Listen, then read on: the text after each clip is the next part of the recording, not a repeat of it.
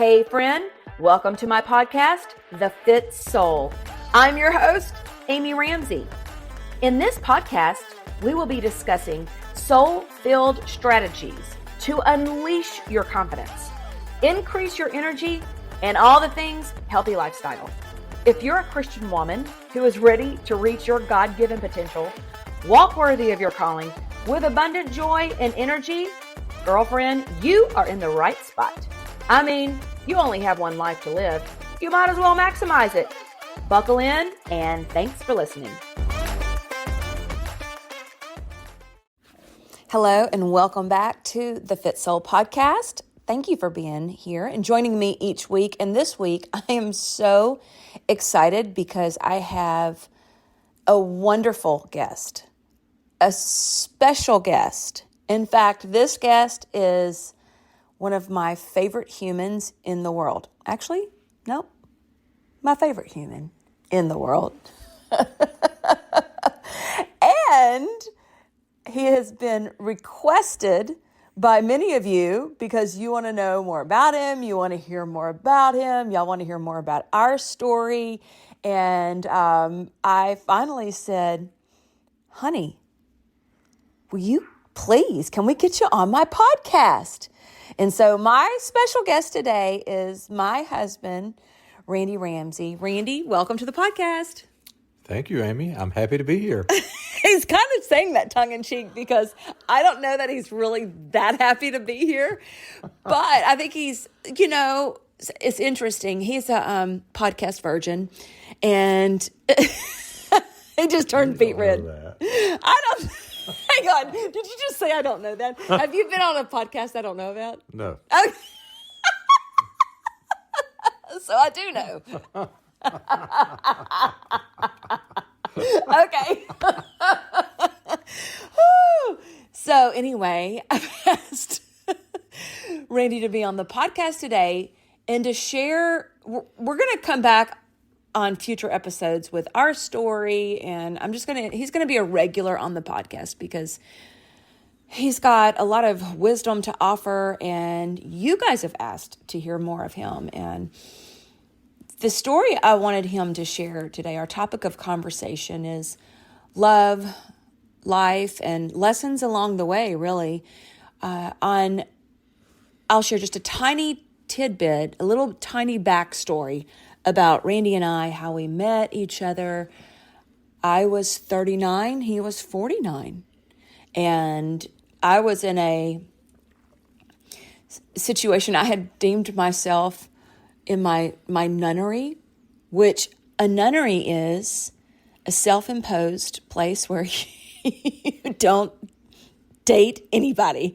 I've had a couple of people, Randy, I've shared that story where they're like, wow, you went to a nunnery? Like, no, I didn't go to a nunnery. I don't even know what that means. But I was just coming out of a place of my quote unquote nunnery.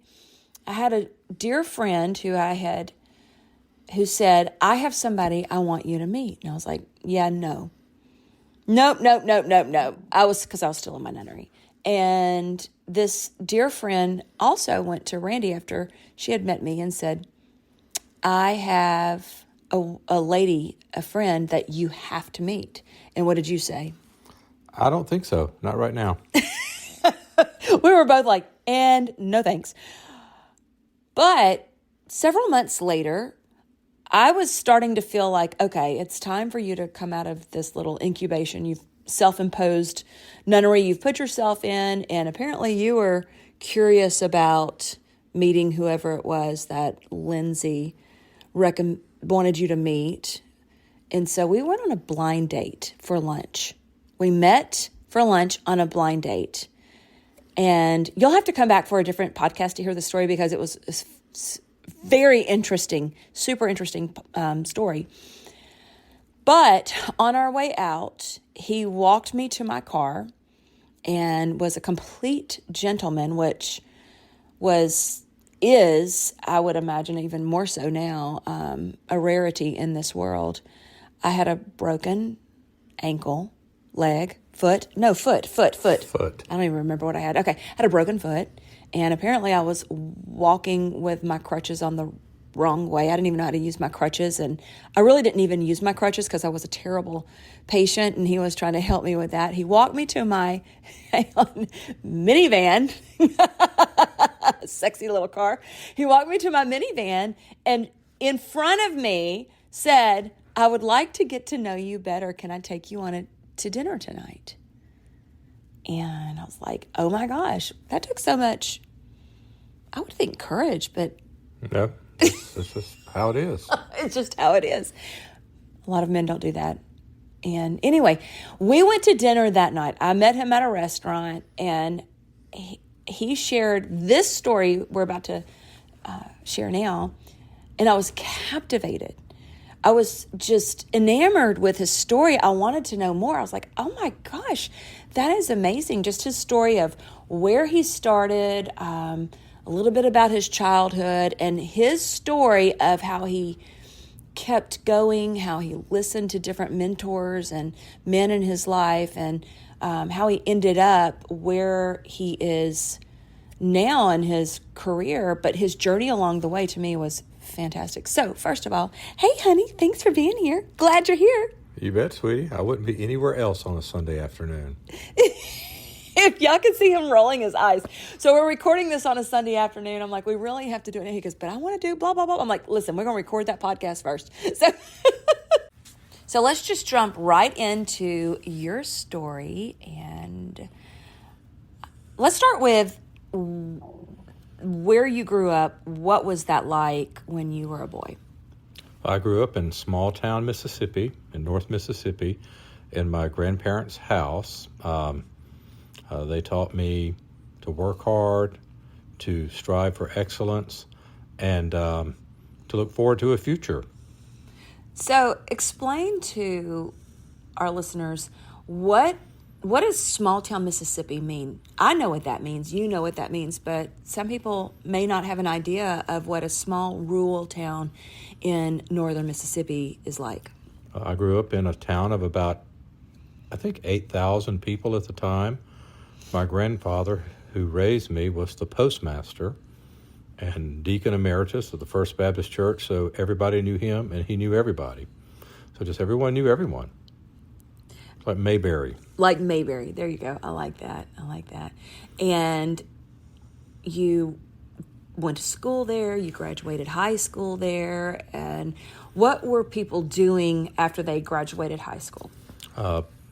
Most people went to college that I grew up with. They went to college or went to work. I mean, some went to the military, but most were on some type of academic path after high school. Mm-hmm, mm-hmm.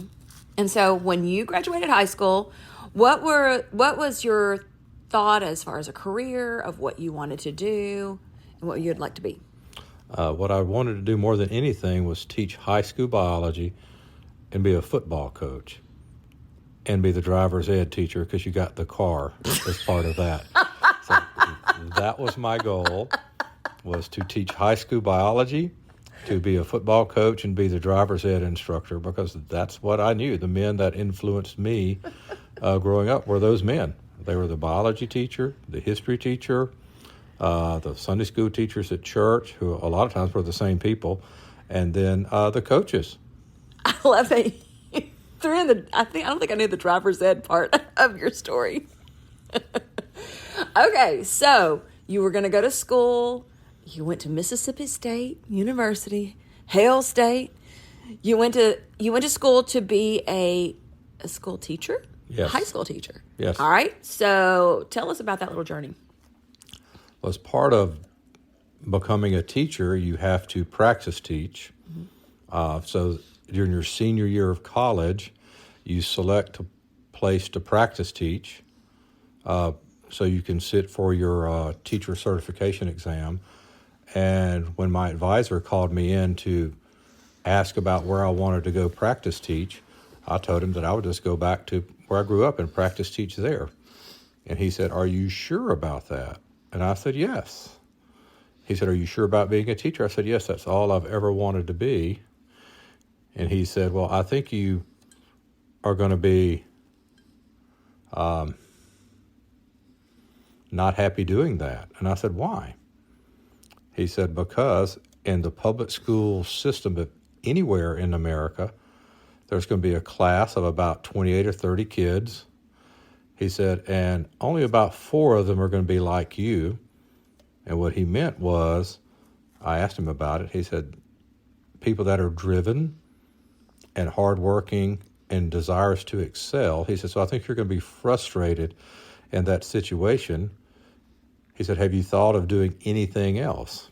And I said, no, not really.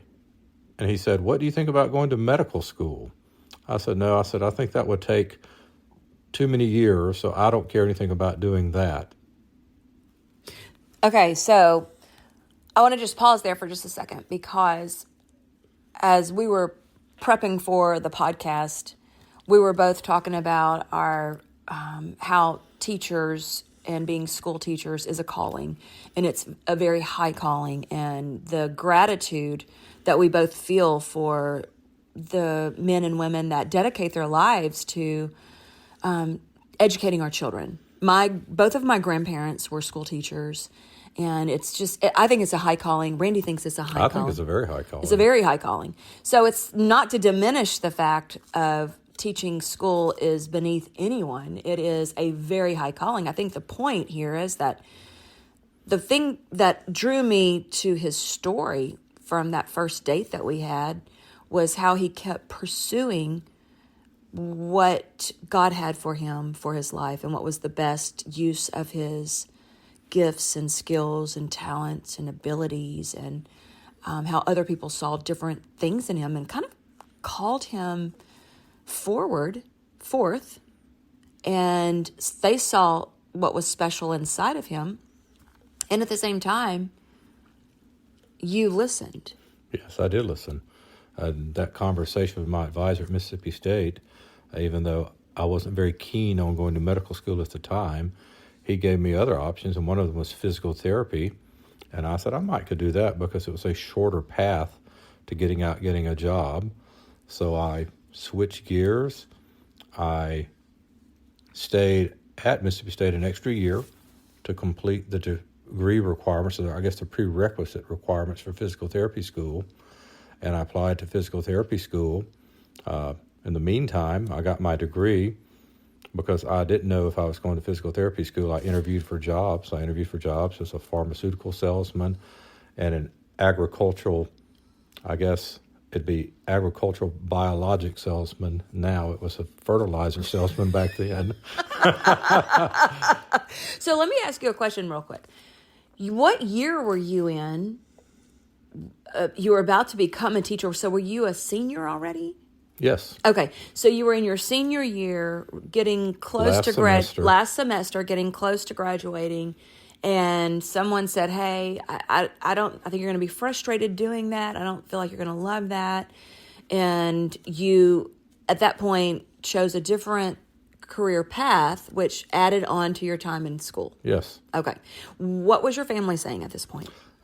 When I was waiting to hear about admission into physical therapy school, I actually got the job as the fertilizer salesman. And I went home and told my grandfather. I remember standing in the driveway talking about it. And he says, I can't understand why you would want to continue in school.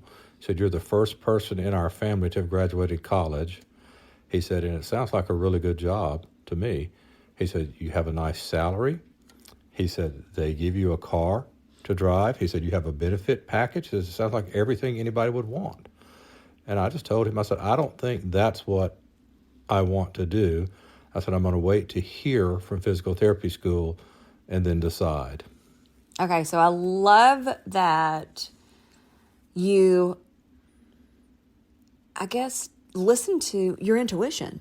And even though that was successful from the eyes of the person that you admired most in life, your grandfather, and had such great admiration and respect and love for, it was successful, highly successful, but your intuition said, no, I think there's more, and I don't even know what that means, because you didn't have a frame of reference for what is more. No, I didn't. Yeah. Someone did teach me along the way that you should strive for the best you can be if your goal, if you wanted to say, I'm going to be an astronaut, there's a path to get there. And if you don't get there, you can always fall back onto something else. If you said, I want to be a UPS delivery man, and you follow that, then you can't always shift back to be an astronaut. So choose whatever the most aspirational thing is and work towards that. And you can always fall back on something else. I don't remember who told me that, but it was somebody early on in college told me that. Yeah. One of the things that I remembered that night as we were sitting at Table 100, for those of you that are local, there's a little local restaurant here called Table 100. And that night was such a sweet night. It was our first date by ourselves. We went on a blind date with a friend. It was our first date by ourselves, and we'd sat and talked the entire night. And all of a sudden, we looked up, and the restaurant was empty, and I think they were closing it down.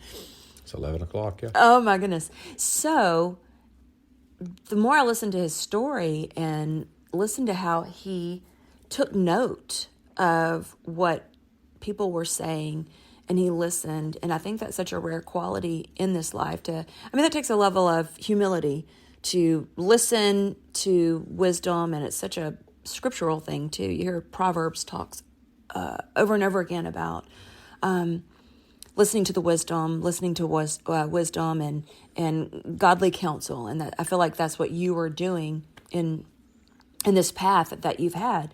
Okay, so you go to school to be a teacher, to be a coach, to be a driver's ed teacher. I don't know. Driver's ed instructor. Instructor, excuse me. I still think I'm certified Oh, are you? as a driver's ed instructor in the state of Mississippi. Are you serious? I think That's so. a lifelong thing. Yeah, I think you get it once and you've got it. I don't know. I doubt that. I highly doubt that. Anyway, okay, back to the story. So, college, now you're going to be a physical therapist, and you've declined a job as a fertilizer salesperson that had all the benefits in the world. Yes. Family's not understanding that. And, okay, so let's pick up the story there. You're in physical therapy school, and what? I went to physical therapy school. I got a second bachelor's degree in physical therapy. I went out and started practicing physical therapy in Midland, Texas. Mm-hmm. I used to live in Midland, Texas, too. I know that. I know. I'm telling them, not you. Where the little girl fell in the well. Yeah, that's right. Yeah. Yeah. Baby Jessica Baby Jessica, that's right. fell in the well in my the gosh. mid-'80s, long time ago. Long time ago. But after being there for a while, I moved back to Mississippi. Did we live there at the same time? I don't think so. I was in the 4th grade. So I'd have been around 10, 11. What year, though? I don't do years, Randy. That's way too much That would math. be like 84, 85. Probably. So 88 for me. Oh, yeah, 88, no, okay, 89. we weren't there at the same time. Okay. But I still had a desire to teach. So moved from Midland, Texas to Hattiesburg. Went back to school at University of Southern Mississippi, working on a PhD in exercise physiology so I could be a professor in college in addition to all the other things I was doing. I got my master's degree and presented some research at a meeting, and a guy came up to me from Auburn University and said, "We're really, really interested in the research you're presenting. Would you consider transferring to Auburn to finish out your doctoral work?" And they had just opened the Olympic Weight Training Research Center there at Auburn, which was a great interest of mine, weight training research. And so I said, sure, what do I need to do? And this guy from Auburn said, you need to get letters of recommendation, you need to get your transcripts. And way back then, you didn't have the internet. You had to go and sit down and speak to people, and you had to fill out forms and mail it through the U.S. mail. And so the last person I sat down to get a letter of recommendation from was my advisor at Southern Mississippi, Dr. Frank Servideo. And he said, I will do this. He said, but have you ever considered going to medical school? Have you ever thought about that? I said, no, but someone mentioned it years ago. And I said, I didn't want to do that then. I said, why do you think I should do that instead of going on with my career plan now? He said, what is your career plan? I said, I'm going to go to Auburn. I said, I've got basically 3 semesters to 2 years. I'll have my PhD. I said, I'll be a college professor, which is what I've always wanted to do, is teach. I said, I'll have a physical therapy business on the side. I said, and I'll be fine. He said, would you consider going to medical school? And I said, why? Why do you keep bringing that up? And he said, I have taught college at Ohio State University, New York Sunnybrook, and here at Southern Miss. He said, and every now and then I see a young person that has something that no one else has, and you're that person. I said, well, that's all well and good. I said, but if you just write my letter and let me go to Auburn, I said, I think I'll be happy. He said, I really think you should consider medical school. And he gave me a long list of reasons. And so hang on, let me interrupt real quick. This is the second time somebody that has been in your official university advisor said, have you considered medical school? Yes. The first time you had never considered medical school. And then the second time you're like, but I've been in school. How many years have you been in school at this point? I think 9. I was 27, about to turn 28, I think. Okay, so to provide some context to this, he has been in school since he was 18 years old in higher education. Yes. He has been on this interesting path and ambitious path as well. He's ready to finish. He's ready to be done. He's ready to move forward in his life, and he hears this again. So just imagine that. Think about that being you, and somebody else, again, sees something very special and calls out something very special in him. And so this time you pay attention more, and you're still not interested, but you ask a few more questions, which I find really interesting. I did. I mean, I trusted this man, and he gave me other reasons, some that were financial and things like that that would make sense to most people. I don't think at that time I cared anything about that. But I just said, that's all well and good, Dr. Servideo. I said, do you have anything else, any other reason? He said, yes. You don't want to wake up when you're 40 and wonder, what if you had? And that piqued my interest, and I said, how do you know that? He said, Randy, he said, I'm 43, and I wake up every day, and I wonder, what if? Mm-hmm. So I walked out of his office. I said, thank you. Still write my letter to Auburn. Walked out of his office down to the secretary of the department's office. And I said, Dr. Servideo thinks I should go to medical school. I said, can you call up to the University of Mississippi Medical Center here in Jackson and find out how I get in? And I think her name was Susan, and she did. That was December of a year. And the next August, I was in medical school. Never really expected it, I don't think. But so you were 28 or 29 when you started medical school? I think I was 28. Yeah, your birthday's in November. Yeah. 29, yeah. I can't remember the exact dates, but I was one of the older ones. There were some other older ones. You're like the granddaddy in medical school. No, there was a granddaddy who was in his 40s. But. Oh, okay. There really was one. Wasn't me. Yeah. I was the older brother to all the young kids. Older brother.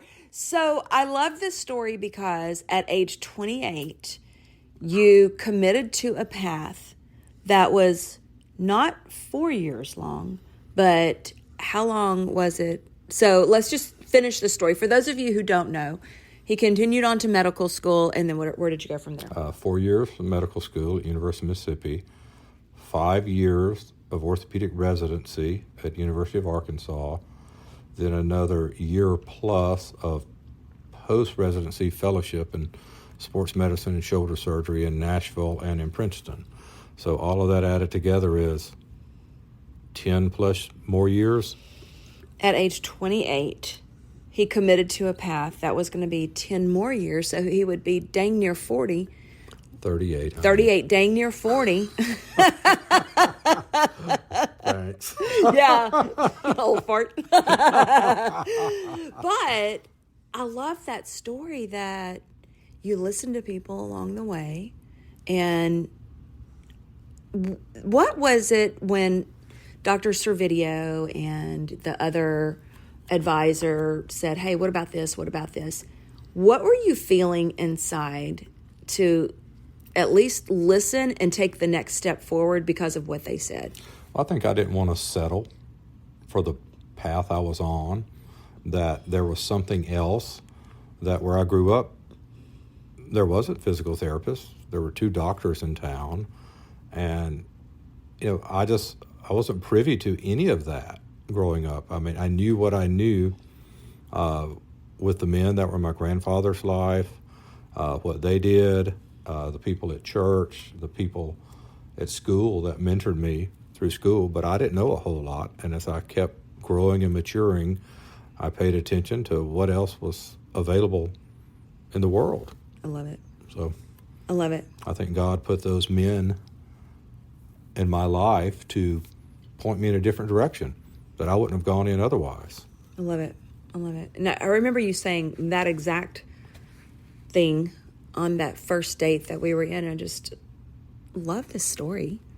I absolutely love this story. And anybody you tell it to, okay, so you know how when you are as a couple and you go out with a new couple, or there's a group of people and you're kind of getting to know each other, I always put him on the spot, not in a bad way. I'm like, Randy, tell your story. It's amazing. And he just stuck his tongue out like, oh my gosh, really? Because it is putting me on the spot, because I'm such an introvert. I know. I don't share things freely, especially with people I don't know or new people. Well, you did with me on that first date. I'm just saying, I was a new people. And I think there was something special about that. You think? Yeah, I know now. But at the time, I thought there was something special. Oh, that's so sweet. Give me a kissy. That's so sweet. Thank you for taking this time on this. It'll be live on Tuesday, but on this Sunday afternoon out of your hectic and busy schedule. And by the way, so just in case y'all don't know, we're grandparents now.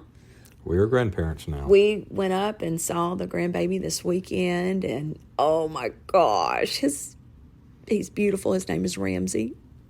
He's beautiful. He's perfect. He's wonderful. Scrumptious. Okay, so the reason why I wanted to share your story, and I would love to hear your takeaways from listening to this story, is it's never too late.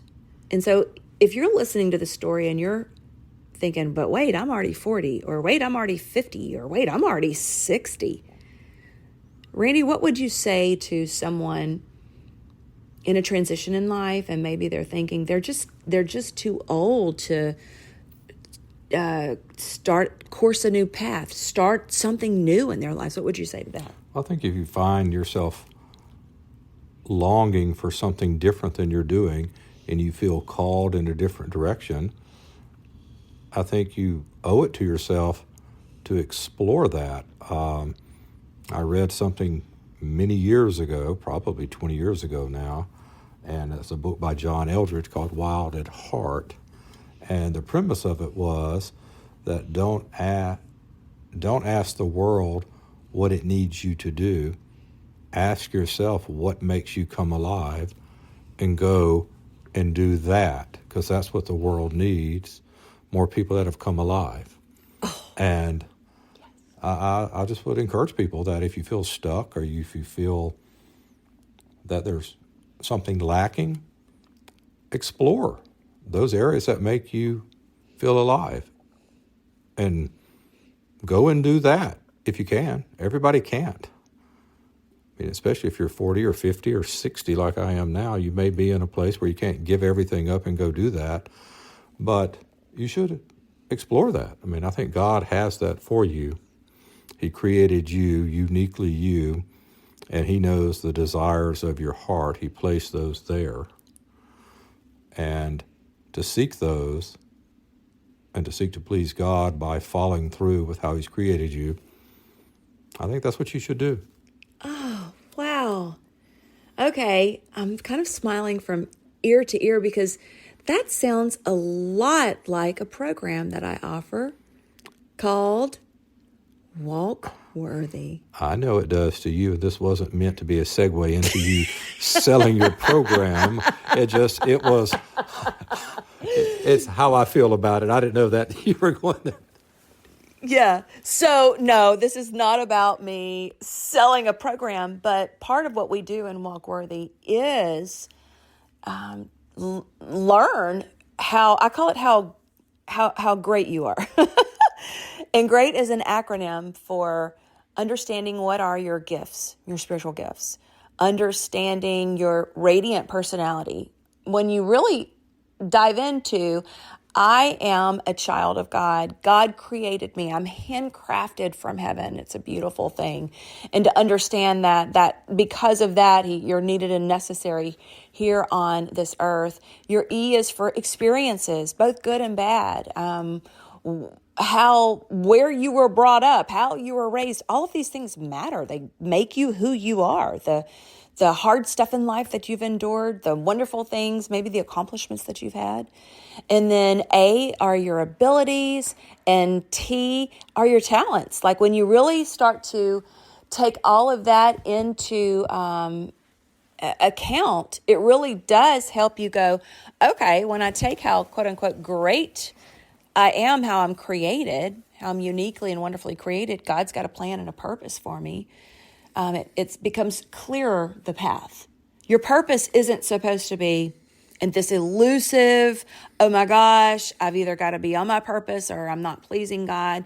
Your purpose is more about a discovery, an uncovering of how you're created, your design, and learning to optimize that at every level and pursue a righteous and holy life for the Lord, and to live on purpose, for His kingdom's sake. So if you would like to, if you're a woman, now I don't take men in that course. So sorry, Randy, you can't join. Thank you, God. That ain't nice. Oh my gosh. Okay. But if you're a lady and you're like, oh my gosh, I want that encouragement, check out the show notes here and you can learn how you join that. But I want to say a very special thank you to my wonderful husband. And I would say, hey, yeah, usually at this point, Randy, I'm like, oh, you can go follow them at such and such place on the interwebs or the internet, or here's their website or Instagram. Y'all, he is old school. He doesn't even have a Facebook app on his phone. He doesn't have an Instagram account. And many of you have said, oh, I wish Randy had one, because when I put him on my stories. I don't have a tweeter. He don't have a tweeter? That sounds inappropriate. We don't call it that. Oh my gosh. Should we edit that out? Well, anyway, that was okay. He doesn't have a Twitter account. He doesn't have an Instagram account. And he is on Facebook like once a month. He might get an email about something that I post. So why do you get emails? Anyway, he gets an email and he's like, oh, I got an email about you posted such and such. And I go and like it. That's about it. I never post anything. I've never posted anything on Facebook. No, he's not a poster. But I'll answer your phone call. Yeah. Now listen, he's old school. Listen, he doesn't have Venmo. He doesn't have a Venmo or a PayPal account. He has to say, hey, Amy, can you send such and such to so-and-so? He's just old school, and I love it. But if you ever need somebody, he'll answer that phone very quickly. Old school. So I want to say thank you for being here. Thank you for coming on You're so very welcome. On the podcast. And we're going to bring you back very soon. I'd love to talk some aging powerfully, aging with strength, and just bring some health aspects into the podcast as well, utilizing your expertise. Would you be a guest again? I think I would. Okay. Well, thanks. You're so very kindly welcome. I'm so kindly welcome. All right, y'all. Well, thanks for tuning in today. We appreciate you being here. If you enjoyed this podcast, share it with somebody. All right, we'll see you next time. Okay, he just said love, peace, and hair grease. Hang on. Okay, just stop. He did this stupid. Okay. Wait. We thought we were signing out. He did. Okay, touch your heart. Give the peace sign. Uh-huh. Hand through the hair. Hand through the hair, because what does that mean? Go ahead and explain it, and then we'll sign it. Love, peace, hair grease. Where did you get that from? From Survivor. Okay, so he says this all the time. Love, peace, hair grease. All right, anyway. All right, folks, we're out. Don't forget, I've got a new podcast that has started on Fridays, very short little episode about faith, activating your faith. So be sure and check that out on Friday. And I will see you guys same place, same time next week. Bye. Girlfriend, thank you so much for listening to the podcast. I'm so honored you come back every week and that you share the Fit Soul podcast with your friends and family. Every time you share my podcast on Instagram or Facebook, I do a little happy dance. Make sure you subscribe to the Fit Soul podcast where you'll never miss an episode. You can go to Podcast, Apple, Stitcher, and Spotify and subscribe so you'll never miss an episode release. And just know, I truly love bringing you excellent content and great guests to provide you motivation and faith inspiration to help you walk worthy. And one of the ways you can help me is to go and leave the Fit Soul podcast a review. If you have just a moment, would you please go over and leave a review for the Fit Soul podcast? Thank you again. I love you. And here is your reminder. You are worthy. Until next time. Bye-bye.